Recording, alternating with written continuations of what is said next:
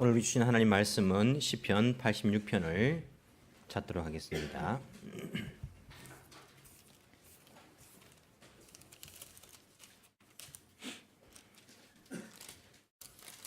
시편 86편입니다. 1절에서 마지막 절까지 보도록 하겠습니다.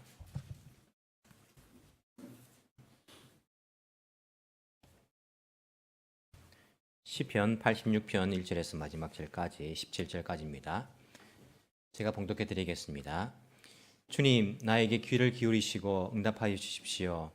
나는 가난하고 궁핍한 사람입니다. 그러나 나는 신실하오니 나의 생명을 지켜주십시오. 주님은 나의 하나님이시니 주님을 신뢰하는 주님의 종을 구원하여 주십시오. 내가 온종일 주님께 부르짖습니다.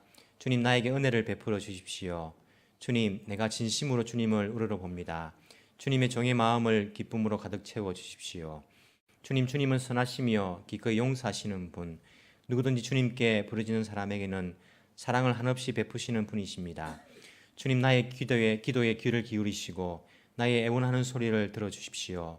주님, 나에게 응답해 주실 분이시기에 제가 고난을 당할 때마다 주님께 부르짖습니다. 주님, 신들 가운데 주님 같은 신이 어디에 또 있습니까? 주님이 하신 일을 어느 신이 하겠습니까? 주님께서 지으신 문나라가 모두 와서 주님께 경배하며 주님의 이름에 영광을 돌립니다. 주님은 위대하셔서 놀라운 일을 하시니 주님만이 홀로 하나님이십니다. 주님의 길을 가르쳐 주십시오. 내가 진심으로 따르겠습니다. 내가 마음을 모아 주님의 이름을 경외하겠습니다. 주 하나님, 내 마음을 다하여 주님께 감사드리며 영원토록 주님의 이름에 영광을 돌리렵니다. 나에게 베푸시는 주님의 사랑이 크시니 스올의 깊은 곳에서 주님께서 내 목숨을 건져내셨습니다. 하나님, 오만한 자들이 나를 치려고 일어나며 난폭한 무리가 나의 목숨을 노립니다. 그들은 주님을 안중에도 두지 않습니다. 그러나 주님은 자비롭고 은혜로우신 하나님이시요 노하기를 더디하시며 사랑과 진실이 거지없으신 분이십니다. 내게로 얼굴을 돌려주시고 내게 은혜를 베풀어 주십시오. 주님의 종에게 힘을 주시고 주님께서 거느리신 요정의 아들에게 구원을 베풀어 주십시오. 은총을 베풀어 주실 징표를 보여주십시오. 나를 미워하는 자들이 보고 부끄러워할 것입니다. 주님께서 친히 나를 돕고 위로하셨습니다. 아멘. 힘들 때 누가 가장 먼저 생각나십니까? 라는 제목입니다. 최근에 고난에 대해서 힘든 일에 대해서 생각을 조금 해봤습니다. 과거에도 아직까지 제가 젊지만은 과거에도 참 고난이 많은 그런 삶이었다라는 생각이 듭니다.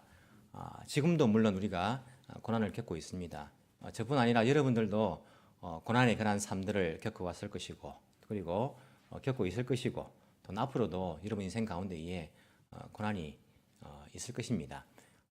우리 지난주 수요일 날 우리 장로님께서 하나님의 부르심을 받으셨는데 장로님의 이야기를 들으면 참 기쁜 일도 많았고 화려한 때도 있었지만은 고난도 많았던 그런 삶이구나를 알 수 있었습니다.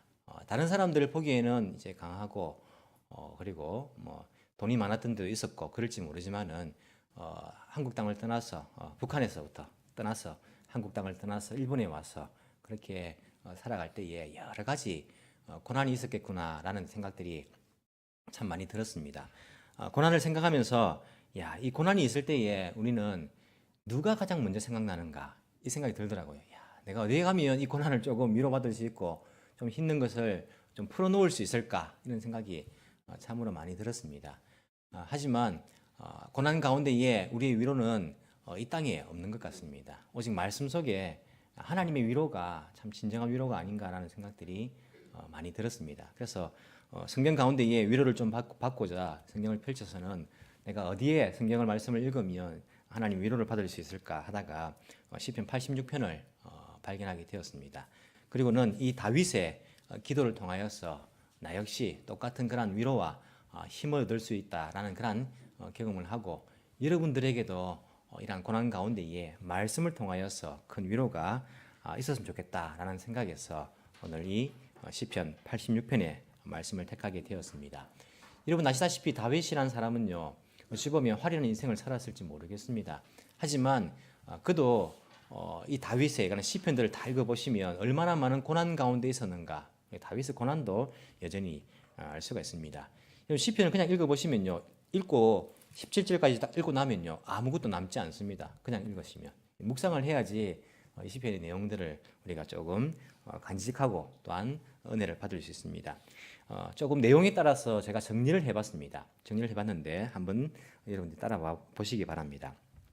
먼저 다윗의 상태에 대해서 우리가 엿볼 수 있는 그런 고백이 있습니다. 다윗이 지금 어떤 상태인가? 1절에 보시면 다윗이 이렇게 말합니다. 나는 가난하고 궁핍한 사람입니다. 이렇게 말합니다. 여러분, 우리가 삶 속에서 정말 내 마음이 너무 허전하다, 내가 너무 궁핍하다고 생각될 때가 있을 줄 압니다. 오늘 일본어 성경을 보니까 와타시와 여와쿠, 난 참 약하다, 마저시, 참 내가 부족하다, 참 허하다, 참 가난하다, 이런 마음들이 인생 가운데 들 때가 있습니다. 돈의 문제가 아닙니다. 다윗이 돈이 없는 사람 아니지 않습니까? 돈의 문제가 아니라 인생 가운데 느끼는 그러한 궁핍함, 그러한 가난함들, 이러한 가운데에 다윗이 있다라고 자기의 삶을 고백하고 있습니다. 14절에 보면 그의 어려움이 또 하나 나옵니다. 14절에 보면 오만한 자들이 나를 치려고 일어나며 난폭한 무리가 나의 목숨을 노립니다. 이렇게 고백합니다. 여러분, 우리 인생에도 마찬가지 아닙니까? 나보다 더 잘난 사람들이 얼마나 많습니까? 회사에서, 또한 우리가 만나는 사람들 속에서, 교회에서도. 그 사람들은요, 자기가 잘났다고 생각하기 때문에 자꾸 내 삶을 간섭을 자꾸 합니다. 이렇게 한다, 저렇게 한다, 간섭을 자꾸 합니다. 그뿐만 아니라 다윗은요, 실제적으로 오만한 사람들이 그를 얼마나 괴롭힌지 모릅니다. 왕이 되기 전에도, 왕이 되고 난 이후에도, 왕이 어찌 보면 제일 높은 자리인데도요, 이 다윗 왕을 치려고 한 사람들이 얼마나 많이 있었습니까? 목숨을 노리는 사람들도 다윗은 많이 있었던 것을 우리가 알 수 있습니다. 17절에 보면 또 있습니다. 나를 미워하는 자들이 보고, 이렇게 고백하는데, 이 다윗도 미움을 참 많이 받은 것 같습니다. 얼마나 많은 미움들을 받았습니까? 신앙 좋고 어찌 보면 참 멋진 그런 사람인데도 불구하고 미움받는 일들이 있었습니다. 여러분, 이 땅에 미움받는 일로부터 우리가 도망갈 수 있습니까? 없습니다. 아무리 좋은 사람이라도 미움받게 되어 있습니다. 나하고 안 맞기 때문에. 그리고 나의 좋은 점도 있지만 부족함이 분명히 있기 때문에 미움을 받게 되어 있습니다. 다윗도 나를 미워하는 자들이 있습니다 라고 그렇게 고백합니다. 자기는 가난하고 궁핍한 상태이고, 그리고 목숨의 위협을 받는 상태이고, 그리고 미움을 받는 상태다, 그렇게 자기의 상태에 대해서 고백을 합니다. 그럼에도 불구하고 다윗은 어떻게 그는 고백합니까? 2절에 보시면요, 나는 신실하오니. 그럼에도 불구하고 그는 신실합니다. 그리고 2절 뒤에 보시면 주님을 신뢰하는. 다윗은요, 힘들고 어려운 가운데 있지만은 자기는 신실하게 주님을 신뢰하고 있다는. 여러분, 이게 고난 가운데서 쉽게 나올 수 있는 소리입니까? 아닙니다. 여러분, 우리가 힘들면요, 입에서 뭐가 나옵니까? 아이고가 나옵니다. 아이고. 그러고는 어떻게 합니까? 하나님, 이럴 수 있습니까? 예수님 믿는 내가 이럴 수 있습니까? 나는 왜 이렇게 지지리도 복이 없습니까? 일본어로 어떻게 번역하지 모르겠지만 이렇게 복이 없습니까? 나에게 왜 이런 고난을 주십니까? 우리 이런 소리가 먼저 나오거든요. 한탄의 소리. 이게 먼저 나오는데 다윗은 그럼에도 불구하고 주님, 나는 신실하게 주님을 신뢰합니다. 그가 그런 말로서 하나님께 고백을 하고 있습니다. 자기가 고난 가운데서 주님을 신실하게 신뢰하고 있기 때문에 그는 어떻게 하기로 마음에 결심을 합니까? 3절에 보시면 주님께 부르짖습니다. 온종일. 7절에도 똑같은 이야기합니다. 내가 고난을 당할 때마다 주님께 부르짖습니다. 하나님께 기도하기로 그가 마음을 먹습니다. 4절에 보시면요, 주님을 우러러 봅니다. 주님을 우러러 보면서 기도하기로 그는 마음을 먹는 것을 우리가 볼 수 있습니다. 다윗이 고난 가운데 신실하게 주님을 신뢰하면서 주님을 우러러 보며 기도할 수 있는 이유가 있습니다. 뭐냐면 자기는 이미 자기를 도우시는 그 주님을 경험했기 때문입니다. 5절에 보시면 주님은 선하신 분입니다. 기꺼이 용서하시는 분이십니다. 누구든지 주님께 부르짖는 사람에게는 사랑을 한없이 베푸시는 분이십니다.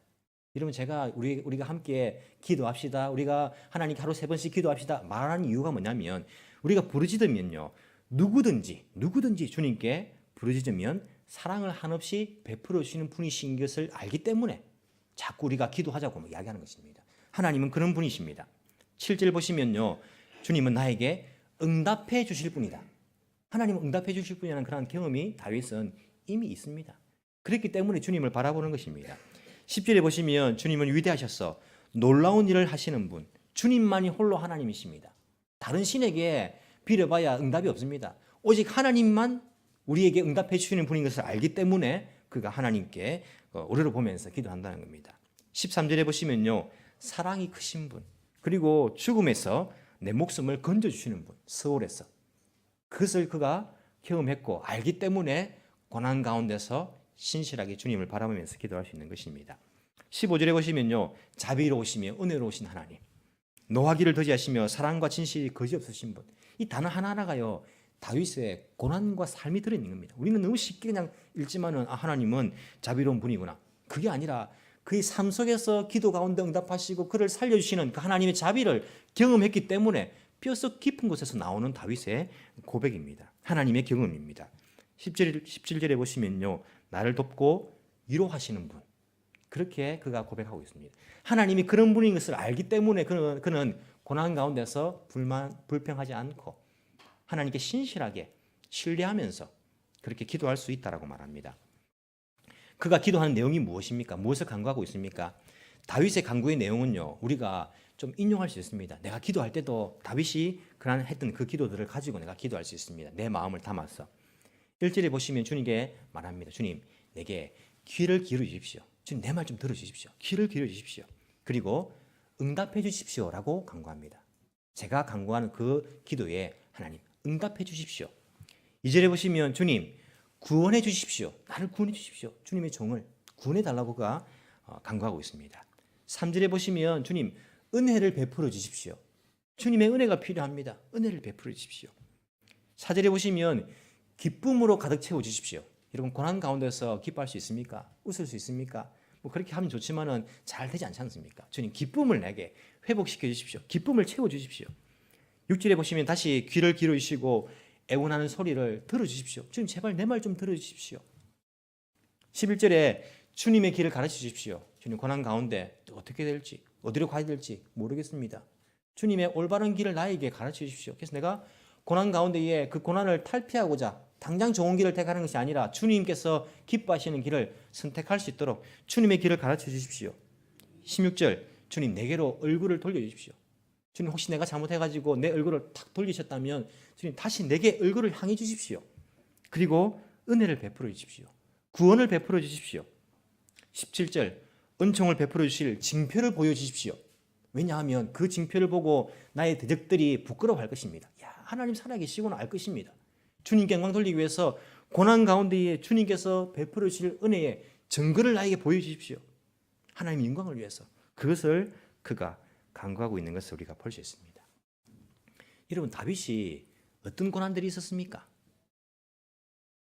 다윗의 모든 인생의 고난들이 다 쓰이지는 않습니다, 성경에. 하지만 우리가 알고 있는 다윗의 고난이 있습니다. 다윗은 어떤 고난들을 겪었습니까?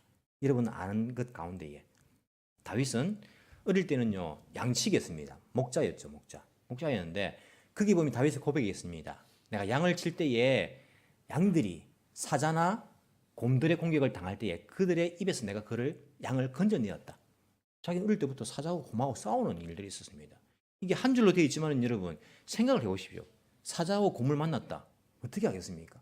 양 한 마리를 위해서, 양들을 위해서 목숨을 걸고 그것을 싸울 수 있겠습니까? 거기에 목숨을 거는 것이 있었습니다. 거기에도 양을 치는 그 일에도 이 다윗은요, 고난이 그러한 모습들이 있습니다. 우리 직장에서 일할 때에 그 일하는 그 안에서도요, 기쁨만 있습니까?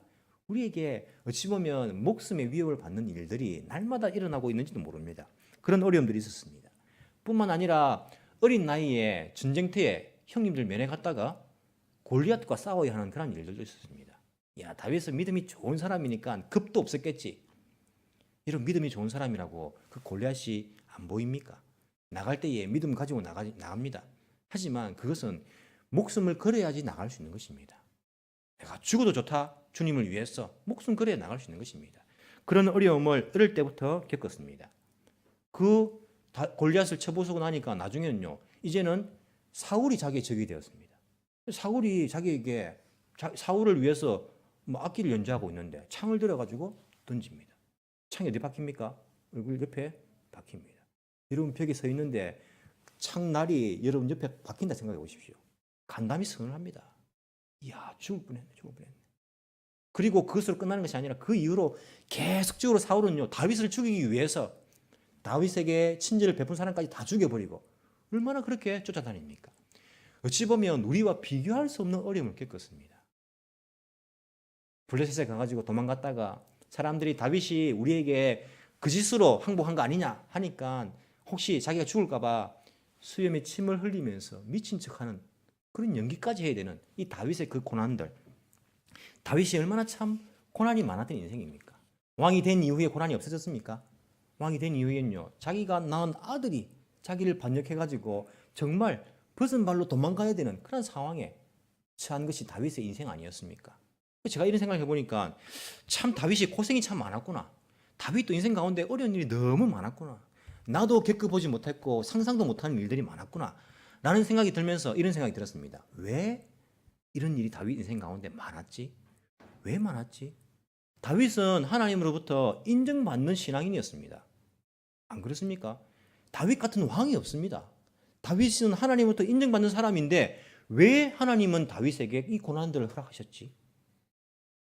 성경에 보시면요, 예수 잘 믿는 사람도 고난을 겪어요. 그리고 막 박해를 당하면서 죽음도 당합니다. 예수 안 믿는 사람도 고난 당하고 예수 믿어도 고난 당하고 신앙 안 좋아도 고난 당하고 신앙 좋아도 고난 당한다면 신앙 좋은 것이 무슨 의미가 있는가? 물론 의미는 있겠지만은 이게 무슨 다른 것이 무엇이 있는가? 좋은 것이 무엇이 있는가? 이런 생각이 드는 거예요. 다윗은 나보다 훨씬 더 신앙 좋은 사람이고 나보다 더 훌륭한 사람인데 왜 다윗의 인생 가운데 이렇게 수많은 고난들이 있었을까? 왜 그렇습니까? 여러분들 예수 믿지 않습니까? 교회 다니지 않습니까? 여러분 고난 없습니까? 아니, 우리가 예수 안 믿는 사람보다 고난 많으면 많았지 적지 않습니다. 예수 믿는 것 때문에 더 플러스 고난이 있지 않습니까? 그러면 왜 우리에게 이런 고난이 있는 것입니까? 왜 하나님은 우리 이런 고난들을 당하는데 왜 그냥 내버려 두십니까? 왜 다윗을 고난당하게 그렇게 허락하시는 것입니까? 왜 그럴까요? 잘못했을 때 당하는 고난은 이해가 됩니다. 다윗이 잘못한 것이 있거든요. 자기 부하의 아내 바세바를 범하게 됩니다. 그때는 하나님께서 그를 고난을 주신 것을 우리가 봐도 이거 다윗이 잘못했네. 잘못했으니까 받는 고난이네. 알 수는 있습니다. 고난을 통해서 그가 올바른 길을 갈 수 있기 때문입니다. 그래서 시편 119편에 보시면 67절 내가 고난을 당하기 전까지는 잘못된 길을 걸었으나 이제는 주님의 말씀을 지킵니다. 고백합니다. 71절 고난을 당하는 것이 내게는 오히려 유익하게 되었습니다. 그 고난 때문에 나는 주님의 윤례를 배웠습니다. 우리가 잘못 가운데 있을 때에 당하는 고난은요, 유익하다라고 고백하고 있습니다. 왜냐하면 고난 때문에 주님의 올바른 길을 내가 가게 되었기 때문에, 주님의 윤례를, 주님의 법도를 깨닫게 되었기 때문에 그렇게 말합니다. 우리가 잘못했기 때문에 당하는 고난은 이해가 됩니다. 잘못했기 때문에. 그래도 여러분, 우리 가운데에 잘못해가지고 당한 고난을 내가 잘못해서 고난 당하네, 주님 잘못했습니다, 이런 사람들 잘 없습니다. 이게 쉽지 않습니다. 그리고 고난을 당할 때 나에게 왜 이런 일이 생겼지? 이렇게 생각하지, 내가 무슨 잘못한 일이 있었나? 이렇게 생각하는 사람들은요, 오늘 많지 않습니다. 그렇게 말해주면 옆에서 보면 다 알거든요. 저 사람 당하는 고난은 하나님께서 조금 이렇게 주시는 것 같다, 이런 때가 있거든요. 옆에 사람 다 아는데 자기는 모르는 거예요. 이런 일들이 참 많습니다. 누가 말해주면요, 거기에 대해서 기분 나빠하고 적이 돼버립니다. 다윗은 그렇지는 않습니다. 다윗은 나단 선지자가 가서 말합니다.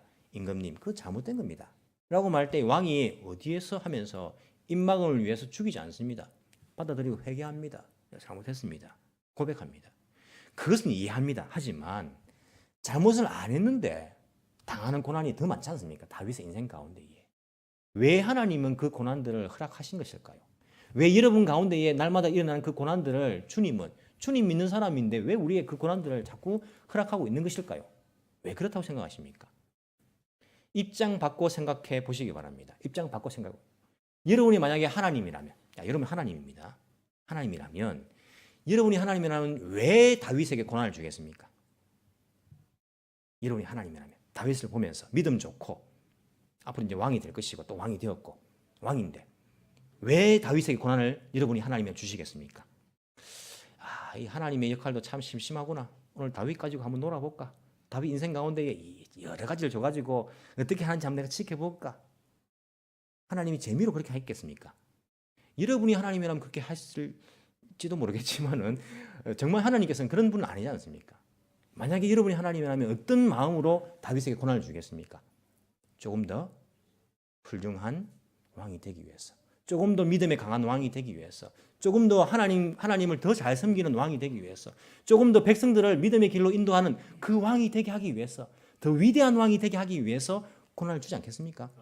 예, 마찬가지입니다. 하나님께서 오늘날 하나님을 잘 믿는 우리들에게 고난을 주신 이유가 똑같은 이유입니다.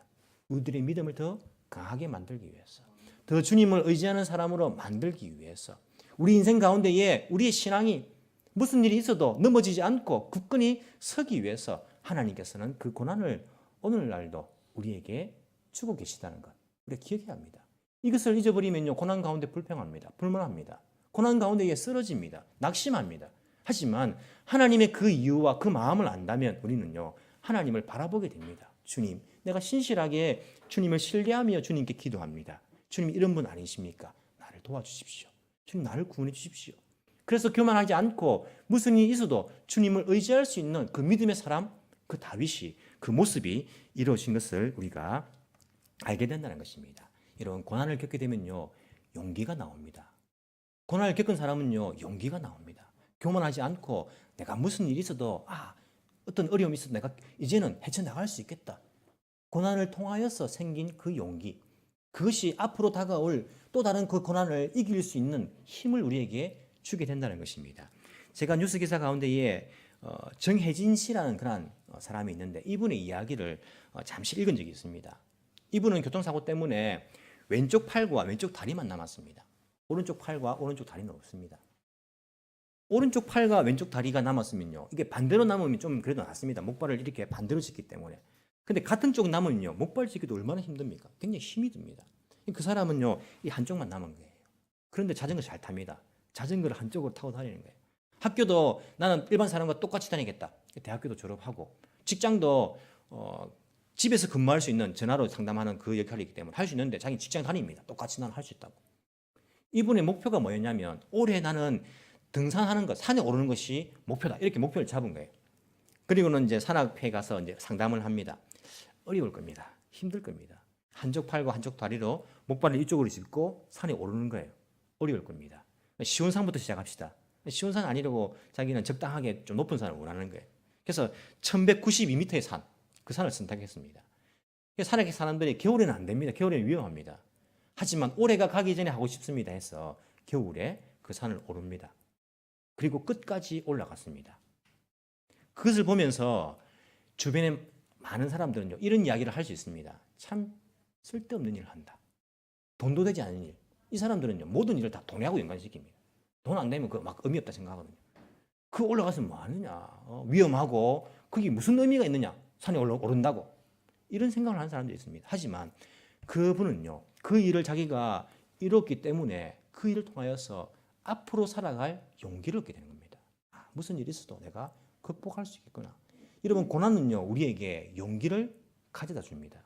내가 힘든 일을 겪으면요, 마음속에 용기가 생깁니다. 내가 이제 앞으로 어떤 일이 있어도 내가 극복할 수 있겠구나, 나갈 수 있겠구나, 이런 마음들을 우리가 가질 수 있게 해준다는 것입니다. 특히 믿는 자들의 그러한 고난이라는 것은요, 믿음의 용기를 가지고 믿음으로 헤쳐나갈 수 있게 해줍니다.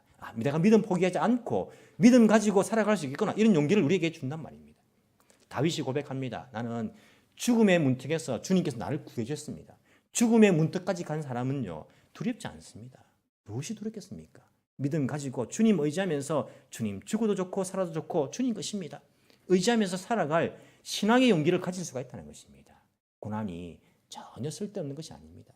고난을 통하여서 하나님께서 우리에게 이루고자 하는 그런 목표가 있다는 것을 우리가 깨닫는다면, 고난 가운데 주님을 바라보면서 주님께서 원하시는 그 모습, 그 신앙을 우리가 이룰 수 있게 될 것입니다. 여러분, 고난 가운데에 우리가 고난을 대하면서 우리는 기도합니다. 주님, 우리 인생 가운데 고난이 없게 해주십시오. 우리 자녀들을 고난을 안 만나게 해주십시오. 기도합니다. 우리는 고난이 있고 없고에 주목을 합니다. 고난이 있는 것, 없는 것, 여기에 주목하면서 고난 없게 해주세요. 고난 있으면 안 됩니다. 있는 것은 안 좋은 것이고 이것은 좋은 것이고 그렇게 생각합니다. 그런데 여러분, 인생 가운데에 고난이 없을 수는 없지 않습니까?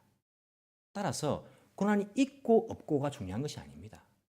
고난이 있을 때에 내가 의지할 존재가 있는가 없는가, 이것이 훨씬 더 중요합니다. 내가 고난 가운데에 누구를 생각할 수 있을 것인가? 내가 누구를 의지할 수 있을 것인가? 그 의지할 존재가 있고 없고가 훨씬 더 중요한 문제입니다. 우리에게는요, 고난 가운데서도 의지할 분이 있습니다. 우리 하나님께서는 신실하시게 부르짖는 자들에게 응답하여 주시고, 또 자기를 믿는 자들을 누구든지 들어주시고 사랑을 베풀어 주시고 건져주시고 구원해 주시고 살려주시는 분, 도와주시는 분이시기 때문에 우리는 무슨 일을 만나도 의지할 분이 있다는 것, 이것이 우리에게 큰 위로가 된다는 것입니다. 따라서 다윗은 그 나라의 가장 높은 왕이었지만은 항상 하나님을 의지하는 왕으로서 살 수 있었습니다. 항상 자기가 백성들로부터 주라고, 주인이라고 불림을 받았지만은 자기는 자기가 부를 그 주가 아도나이, 그 주님이 있었다는 것입니다. 그 주님을 바라보면서 교만하지 않고 오직 주님을 의지하면서 늘 그 신앙의 용기를 가지고 살아가는 그런 모습을 우리에게 가르쳐 주고 있습니다. 여러분, 고난이라는 것은요, 내가 얼만큼 그 일을 간절히 소망하는가, 그것을 테스트할 수도 있습니다. 내가 얼만큼 그 일을 소망하고 있는가, 고난을 통해서 하나님께서 테스트할 수도 있다는 것입니다. 고난을 통하여서 우리는 용기를 얻게 되고 하나님께서 목표하신 그 일들을 우리가 간절하게 소망하면서 앞으로 전진할 수 있습니다. 주님을 바라본다면, 주님을 의지한다면. 여러분, 주님을 바라보시기 바랍니다. 언제까지입니까? 언제까지입니까? 주님께서 들어주실 때까지입니다. 끝까지 인내하면서 남는 자가 승리하는 것입니다. 그래서 로마서에서는요, 그런 이야기를 하고 있습니다. 우리는 환난을 자랑합니다. 우리가 알기로 환난은 인내력을 낳고, 인내력은 단련된 인격을 낳고, 단련된 인격은 희망을 낳는 줄을 알고 있기 때문입니다. 고난 가운데서 우리는 인내를 배우게 됩니다. 인내를 통하여서 우리는 훌륭한 인격을 또한 인격이 만들어지게 됩니다. 그 인격을 가지고 주님 오실 날을 소망하면서 그 소망 가지고 살아갈 용기를 얻게 된다는 것입니다. 주님 응답하실 때까지 우리가 포기하지 않고 인내하면서 고난 가운데 주님을 바라봐야 할 것입니다. 끝까지 인내하며 남는 자가 승리하는 것입니다. 오직 믿음 가지고 주님 바라보시면서 고난 가운데서도 온전한 믿음을 이룰 수 있는 저와 여러분이 되기를 간절히 소망합니다. 기도드리겠습니다. 사랑이 많으신 하나님 아버지, 감사를 드립니다. 주님께서 우리를 사랑해 주심에 감사를 드립니다.